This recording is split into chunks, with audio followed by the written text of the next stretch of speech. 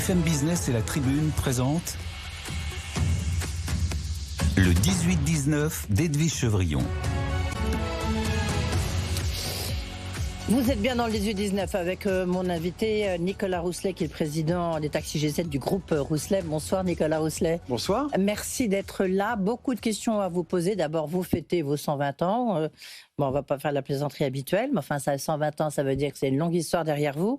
J'ai beaucoup de questions à vous poser. D'abord sur l'actualité, parce que vous êtes un chef d'entreprise. Vous êtes même dans le classement, le fameux classement de Challenge sur les 500 premières fortunes de France. Et j'ai relu beaucoup d'interviews que vous avez données il y a quelques mois, et vous avez dit qu'il fallait à tout prix préserver le modèle social français.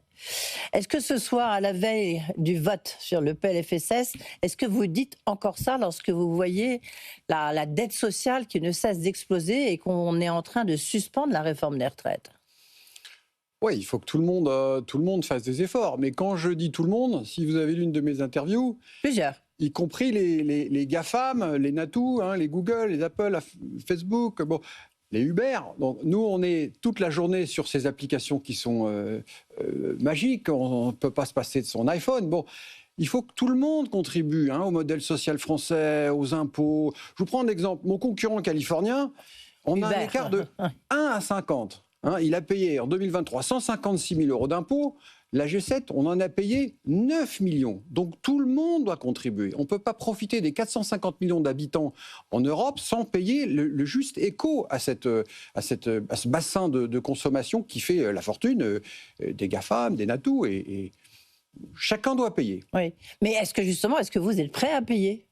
On paye. Vous, Nicolas Rousselet, donc, est-ce que la surtaxe des 10% sur les riches, est-ce que vous êtes prêt à mettre encore plus au pot ? Parce que j'imagine que vous payez déjà pas mal d'impôts. Est-ce que vous êtes favorable en disant oui, il faut sauvegarder le modèle social français ?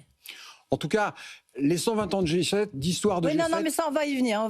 Mais il faut que vous répondiez à ma question. Justement, ces 120 ans, ça montre qu'en permanence, le sens de l'intérêt général a présidé. Ok, non, mais là, je m'adresse à Nicolas Rousselet. Est-ce que vous êtes pour... je sais pas, j'ai reçu Maurice Lévy, lui, il dit, oui, il faut que les riches payent plus. Est-ce que vous êtes d'accord pour dire qu'il faut que les riches payent plus ? Moi, je dis tout le monde doit payer. Oui. Tout le monde, il faut que tout le monde mette au pot. Et puis, la cohésion de la population est importante. G7, les chauffeurs de taxi, toutes les semaines, on se voit pour se coordonner. Mais enfin, eux, ils sont pas... Vous voyez bien la différence, Nicolas Rousselet. Ça veut dire que vous ne devez pas complètement répondre, parce que c'est pas évident à répondre, je le reconnais. On pourrait faire quelques économies. Quand nos entreprises sont en difficulté, on sait faire des économies, sans que ça soit le moindre préjudice pour le client. Vous avez vu la transformation de G7 ces dernières années. Les chauffeurs de taxi ont fait un travail formidable. On va venir, simplement, c'est intéressant, parce qu'en plus, vous avez une histoire familiale. Vous êtes plutôt un patron dit de gauche, entre guillemets. Enfin, en tous les cas, votre père l'était. Ça fait partie de votre histoire aussi. Est-ce que vous vous dites qu'il y a peut-être un moment, là, on arrive à un point de bascule où c'est vrai qu'en France, il faut qu'on apprenne à faire des économies, qu'on ne peut pas continuer comme ça. Oui, faire des économies, il y a sûrement de la marge de manœuvre. Mais moi, je vous le dis, mon combat, j'ai écrit dès 2016 un livre sur l'économie de partage. On doit partager le fardeau fiscal. Les applications dont on est tous accros, que tout le monde utilise tout le temps, il ne faut jamais cesser d'augmenter les impôts sur cela. Il faut qu'ils nous aident. C'est le juste retour des choses. Mais ça ne sera pas suffisant. Ça ne va pas faire nos 150 milliards de déficit. Voilà, on ne va pas les combler avec uniquement Uber, avec votre concurrent. Non, mais je vous parle de toutes les applications. Les 7 magnifiques, comme on les appelle aux États-Unis, ils payent très peu d'impôts en France, très peu. Alors que c'est des entreprises qui ont des marges phénoménales. Alors, on va parler, parce que c'est vrai que vous êtes là quand même aussi pour ça, mais quand on reçoit chez l'entreprise, à tous, je leur pose la même question.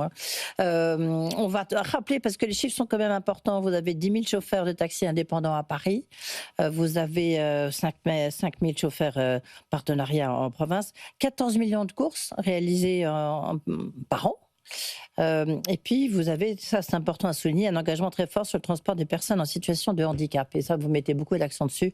Et ça c'est quelque chose de très bien. 2 questions qui sont encore liées à l'actualité. La question de la sécurité, on sait que c'est vraiment pour nous client, c'est quand même un point très très important. Qu'est-ce que vous faites? Prenez des taxis. Un Oui. taxi, c'est réglementé. Il a une licence pour être sûr que si jamais il se passe quoi que ce soit, l'autorité administrative lui est retirée. Les chauffeurs de taxi, c'est suivi par la préfecture de police. Tous les chauffeurs de taxi, on a vérifié que leur casier judiciaire est vierge. Un taxi, c'est partagé. Hein, vous parliez de 15 millions de courses, ça fait plus de 30 millions de personnes transportées par an. C'est vert, hein, on a 90% de véhicules hybrides et électriques. Et surtout, c'est sécurisé. Oui. Prenez des taxis. Il n'y a pas mieux. Vous avez vu les chiffres qui montrent qu'il y a vraiment une marée blanche qui se déverse sur la France avec la cocaïne et le cannabis. Comment est-ce que vous faites est-ce que vous testez tous les chauffeurs de taxi? Parce que j'imagine, comme beaucoup, vous êtes confrontés à ça. Hein. Non, les chauffeurs de taxi, ils sont, encore une fois, très contrôlés. Hein, c'est la partie régulée du transport Oui. particulier. Il n'y a pas de problème. Vous n'êtes pas confrontés à ça. Parce que c'est un phénomène nouveau, hein, Oui, mais un chauffeur de prend une taxi, ampleur. un chauffeur de taxi qui serait positif et qui perd sa capacité à travailler, il va perdre sa fameuse licence. Oui. Et là, c'est très, très, très difficile pour sa famille derrière s'il ne peut plus travailler. Non, vous savez, un chauffeur de taxi, il s'inscrit dans le temps long. Hein, il reste entre 10 et 20 ans dans le métier. Hein. C'est pas comme certains de concurrents des VTC où eux, ça peut être un travail temporaire. Un chauffeur de taxi, c'est le temps long. C'est un vrai professionnel. Il ne va pas s'amuser à faire ça. Hein. Il ne va pas s'amuser à prendre des produits stupéfiants. D'ailleurs, à quoi ça sert? Puisqu'en fait, le temps de conduite est limité à 11 heures. Vous voyez, on pourrait penser que d'autres acteurs sur ce marché-là aient besoin de travailler plus. Le chauffeur de taxi, au bout de 11 heures, le taximètre s'arrête, il faut qu'il aille dormir. C'est tous ces outils de régulation. Oui, mais parce que pour votre sécurité. la drogue est rentrée dans les mœurs. Hein. Il n'a pas besoin de prendre des produits stupéfiants pour travailler plus. Est-ce que vous faites, vous, des contrôles inopinés, par exemple, sur vos chauffeurs? Les forces de police sont Non, là. mais pas vous au niveau G7, vous n'en faites pas. Non, nous, on ne fait pas de contrôle. Mais je vous dis, le rodateur fait qu'on n'a pas besoin de prendre de produits stupéfiants. On travaille 11 heures pour la sécurité du client. Comme ça, vous êtes garanti que votre chauffeur de taxi ne va pas s'endormir après avoir enchaîné une journée de 20 heures. Aujourd'hui, si à Paris, vous pouvez travailler 20 heures d'affilée, donc vive le taxi, au bout de 11 heures, ça s'arrête, il faut qu'il aille se coucher. Est-ce que la mobilité qui se transforme énormément, on va y venir, est-ce que c'est un enjeu pour les municipales? Est-ce que pour vous, les municipales, c'est vraiment un enjeu clé?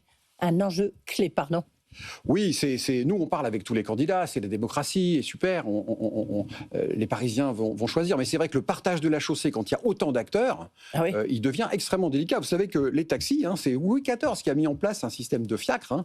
Après, c'est G7, en 1905, 120 ans, qui a converti les voitures à cheval en voitures thermiques. Mais les hippomobiles. Les hippomobiles. On est passé des hippomobiles aux voitures. Ça, c'est l'innovation. Tout le cheminement des 120 ans de G7, c'est de l'innovation. Hein. Comme le GPS en 1996, comme l'application en 2008. Vous savez que notre application, elle a été copiée instantanément par le géant californien. L'idée, elle a été développée à Paris en copiant l'application G7. Elle était sur BlackBerry à l'époque, un smartphone de l'époque.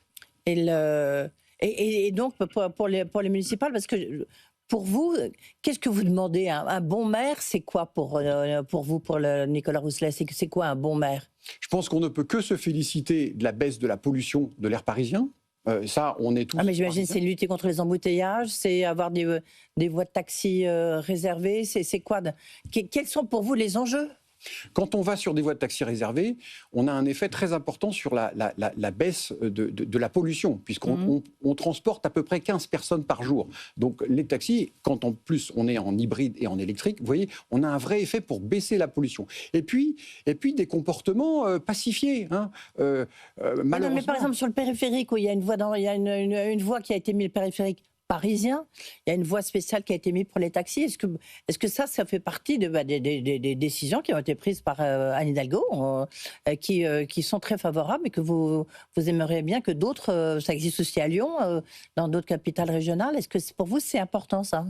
En tout cas, multiplier l'usage du taxi, c'est baisser la voiture individuelle. Donc, c'est améliorer l'espace. Mais là, mais vous répondez pas complètement à la question. Vous voyez ce que je veux dire? C'est que qu'est-ce que vous attendez d'un bon maire? C'est quoi? Ou vous attendez les décisions et vous vous adaptez? Vous faites pas des propositions aux maires, ou notamment aux proches? Parce qu'à Paris, ça va être une sacrée bataille. Hein. Oui, on a des petits sujets qui doivent être traités. Par exemple, les gares. Par exemple, les maraudes des concurrents. Les concurrents, les VTC, ils sont devant les gares, donc ça donne ou dans les aéroports. Bon, là, on attend toujours plus de respect des lois. Les taxis respectent les lois. C'est pour ça que vous êtes en sécurité dans un taxi, d'ailleurs. Hein. Donc, on attend de la pacification. Est-ce qu'un jour, il ne faudra pas un permis vélo ? Il y a majoritairement les vélos brûlent les feux. On est tous usagers de l'un ou de l'autre. Hein. Vous et moi, on fait de temps en temps du vélo, on fait du taxi, on fait de la trottinette, on marche. Donc pacifier. La chaussée à Paris est une ressource rare. Donc ça, c'est vrai que c'est le message qu'on veut porter auprès de tous les candidats pour la mairie de Paris, c'est pacifier. Finalement, le bilan d'Anne Hidalgo, vu de votre point de vue, il est plutôt bon, puisque la voiture individuelle a été quand même vraiment restreinte. Donc ça nous force à utiliser des taxis. L'ensemble du marché peut bénéficier de ces véhicules qui sont partagés. Les taxis, les VTC, tous les autres usages. Plus vous libérez de l'espace avec les voitures individuelles, plus vous facilitez d'autres usages. Les voies cyclistes, on peut que se féliciter. De temps en temps, on est à vélo. Bon, faut qu'il fasse beau. Hein. En ce moment, il vaut mieux prendre un taxi quand même. Hein. On ira plus vite et on sera sec à l'arrivée du rendez-vous. Mais donc plutôt positif. Donc le bilan de Mme Hidalgo est plutôt positif de ce point de vue-là. Il faut que le maire, mais tous les candidats sont sensibles là-dessus, pacifient, répartissent l'usage de la chaussée entre les différents usagers. Ça, c'est les combats des taxis. Et plus de couloirs de bus pour les taxis, je ne vais pas vous dire que je vais être contre cette mesure-là. Donc on est évidemment favorable. Comment se passe l'année 2025, puisqu'on arrive au terme? Est-ce que c'est plutôt une bonne année? Parce que c'est sûr que les Jeux Olympiques, ça a boosté l'image de la capitale. Donc j'imagine que pour vous, quand on a des flots de touristes qui déferlent sur Paris. Donc pour vous, 2025 a plutôt été une très bonne année? Les taxis résistent. Bravo sur la qualité de service, bravo sur cette premiumisation dont les chauffeurs G7 ont été à l'origine, dans un marché où on a doublé le nombre de véhicules. On est passé de 50 000, de 35 000 VTC à 70 000 avec les Jeux Olympiques. Donc le choc d'offres, on l'a eu à nouveau. Et G7 résiste dans un climat assez incertain où beaucoup cherchent à faire des économies. Mais la qualité de service, ça marche. Mais est-ce que c'est les 120 ans, c'est la preuve des 120 ans, ça. Vous disiez les 35 millions, 32 millions transportés, mais c'est des chiffres de 2024. Est-ce que vous attendez en 2025, vous allez atteindre les 35 millions? Non, nous on est à peu près stable dans un environnement où les entreprises font des économies, les particuliers il y a une forme d'anxiété face au climat général, donc on thésaurise plutôt qu'on ne fait des dépenses. Donc non, c'est pas une année exceptionnelle. Dans votre livre, vous citez un chiffre que je trouvais, vous reprenez un chiffre du sociologue Jean Viard qui disait qu'au XXe siècle, on avait 100 000 heures de temps disponible, libre, et qu'aujourd'hui, on a 400 000 heures. Ça me paraît absolument gigantesque. Je ne sais pas très bien d'où... Pour ça, je cite Jean Viard, je ne sais pas très bien d'où sortent ces chiffres. J'imagine que vous les avez vérifiés parce que vous les écrivez. Ça veut dire quand même qu'on voyage de plus en plus. Pour vous, ça veut dire que la mobilité a complètement évolué. Évidemment, en 120 ans, quand on parle des hippomobiles à la Tesla d'aujourd'hui, c'est sûr qu'il y a une sacrée trajectoire. Oui, ce temps gagné, formidable avec l'espérance de vie, tout ce que Jean Viard explique très bien, c'est la mobilité peut en profiter.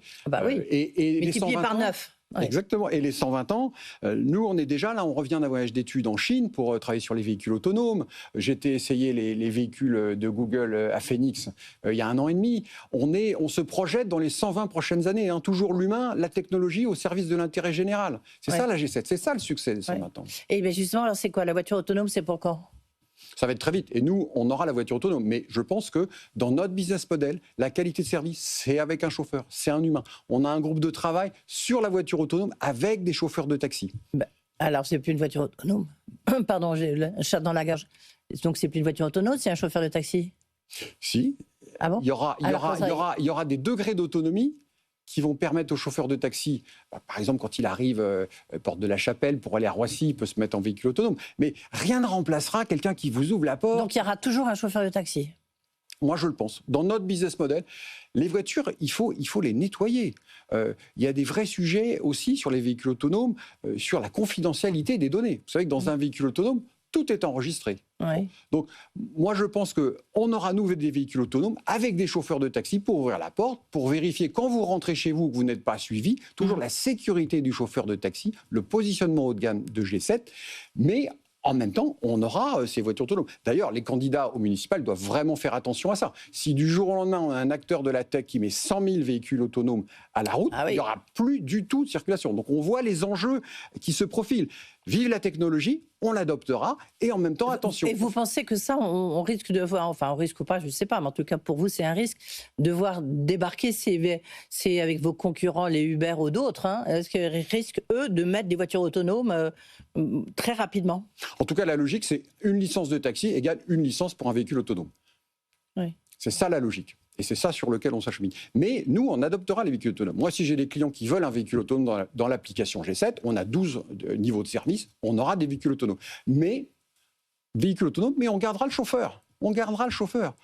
On fera évoluer ses missions, on verra ça avec lui. Encore une fois, les 120 ans de la G7, c'est un travail de partenariat avec les chauffeurs qui n'ont cessé de s'adapter aux nouvelles mobilités. Oui, en même temps, il y a eu toute l'histoire, souvenez-vous, vous étiez venu aussi, il y a eu des problèmes sociaux, il y avait le problème de la plaque de taxi, il y a eu, enfin, vous voyez, il y a eu une évolution quand même difficile du statut du chauffeur de taxi. Bien sûr, et bravo à eux de s'être adaptés à cette nouvelle conjoncture, à ce choc d'offres. On est passé de 20 000 taxis à peu près 80 000 taxis plus VTC. Et G7 résiste et s'est même développé et continue à se développer. Est-ce que quels sont si on regarde là, parce que là on est beaucoup dans le débat, est-ce que c'est les voitures électriques ou pas électriques? Vous avez combien dans votre flotte? Vous avez combien de véhicules au total? Je cherche le chiffre. On a 90% de véhicules de berlines hybride électrique, 90%. On a un accord avec Toyota, on est très impatient d'avoir les véhicules Toyota électriques pour continuer à électrifier la flotte. Les taxis, ils sont très favorables à ça, hein, puisque le taxi, c'est une solution au problème de pollution, avec ces 15 personnes transportées par jour, et en même temps les victimes de la pollution, hein, ils sont toute la journée dans le... Et alors quand on voit, il y a peu de voitures françaises, en fait. Il y a les Tesla, il y a des Toyota. Pourquoi il y a peu de voitures? Elles ne répondent pas forcément à l'offre des taxis. Il y a des Mercedes. On a à peu près tous les véhicules. C'est vrai que la flotte française, de voitures françaises, n'est pas très élevée. Je ne sais pas, c'est quoi, c'est 10%? En tout cas, très tôt, si vous voulez, ce partenaire, Toyota, premier fabricant mondial, dès 2007, nous a dit OK pour baisser les émissions de CO2. Et on a formidablement baissé ces émissions de CO2 grâce à ce partenariat. Comment on va accélérer l'électrification? Oui, vous ne pouvez pas faire du Made in France. Pour l'instant, vous n'avez pas la réponse du Made in France. Tout est possible, mais c'est vrai que ce partenariat, il nous a permis de tenir nos objectifs en réduction des émissions de CO2. Et vivement l'électrique, qu'on continue à augmenter la part de l'électrique. Mais déjà, hybride plus électrique, c'est la première flotte d'Europe, hein. Est-ce que vous avez juste, pour conclure, est-ce que vous avez des clients qui vous ont dit, nous, on ne veut plus de Tesla à cause de Elon Musk? Est-ce que ça vous est arrivé? Du coup, vous avez été obligé un peu de modifier votre flotte?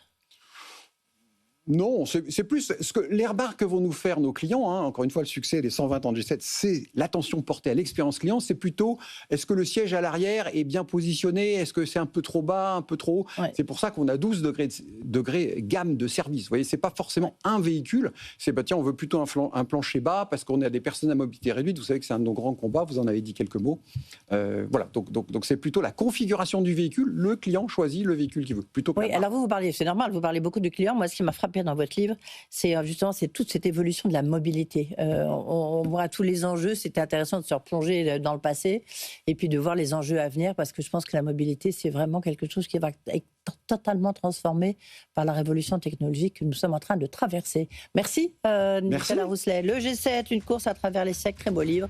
Voilà, on peut le trouver au débat public. Merci d'avoir été avec nous. Dans un instant, on va parler d'immobilier, justement. Ça va mieux. On va en parler avec le président du Conseil supérieur de notariat, qui a donné les chiffres tout à l'heure plutôt encourageants, mais il y a des bémols. Et puis face à lui, le président de la Fédération des promoteurs immobiliers. À tout de suite.